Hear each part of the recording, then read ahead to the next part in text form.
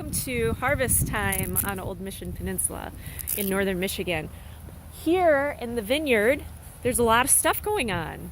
This is the time of year up here that everybody pulls those grapes off the vine and starts it on its process to making that wine that you love so much.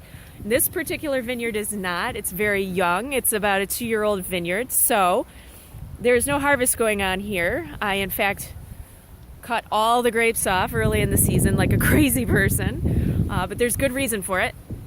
And the reason is to create a stronger root system for these really young vines. It's going to spend all of its energy digging deeper and making a very, complicated root system so that down the line I can create some wine that has really high quality juice in it. So anyway, that's the whole idea. But this year, a whole trellising system went in, 1 million stainless steel line posts. I've got wood end posts and a whole bunch of vineyard wire so that we can begin taking these plants and training them up the trellis so that they can have a proper training system next year. I encountered a bunch of hail damage last year, so I'm kind of treating this like it's my first year, even though it really is, in fact, my second. The stainless steel line posts are right here. This is what they look like, and the vineyard wire hangs on those steel line posts. I also hang the irrigation wire on the bottom row here and then clipped each of these to it. It is definitely as fun as it sounds. Not that fun. Unless you want to do it, then I'm sure it's great. Come on up. Outside of that, these are staves. This is what you start training to. You see that twist tie right there? You start training the vines to that and eventually get all the way up to the top here, and you have a training system and everything for the next couple years. These are Pinot Gris vines, and they have some little secondary fruit on them that didn't get cut off.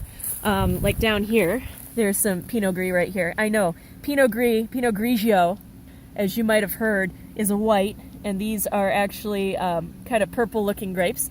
The juice comes out white, and they don't have any skin contact, so it's going to be a white wine when it's made. This foul beast here is called Vetch, and he never dies. That's his best quality. He never dies ever. Ever. And I could pull it out now, and it's going to grow back next year right here, in fact. So he's a good time. So outside of that, our end posts are down there. They kind of hold the whole thing up all the way down there. And that's really it. So outside of that, this is what year 2 looks like in a vineyard. Everybody else is harvesting. We are not. But I do assure you there will be ample room for weeding next year if you'd like to join me.